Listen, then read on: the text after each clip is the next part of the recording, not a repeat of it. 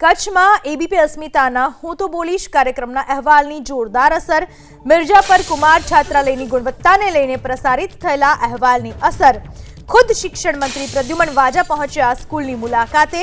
શાળાની ગુણવત્તાને લઈ ડીડીઓ અને આચાર્ય પાસે માંગ્યો રિપોર્ટ। જે પણ કચાશ હશે જવાબદારો સામે પગલાં લેવાશે। રિપોર્ટ બાદ કાયદેસરની કાર્યવાહી કરાશે। કુમાર શાળાના મુખ્ય શિક્ષિકા અને જિલ્લા વિકાસ અધિકારી વચ્ચે થઈ હતી બબાલ।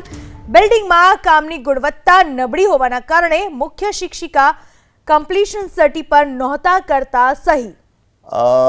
મીડિયાના માધ્યમથી ગઈકાલે મને ખબર પડી કે અહીં મિર્ઝાપુર જે શાળા નવું બિલ્ડિંગનું આપણે બન્યું છે ત્યારે થોડાક જે પ્રશ્નો હતા એના લઈને એટલે પછી મને ખ્યાલ આવ્યો।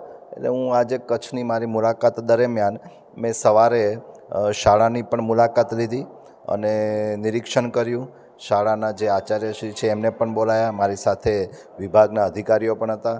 તેની સાથે સાથે સવારે મેં ડીડીઓ સાહેબને પણ અહીંયા બોલાયા હતા।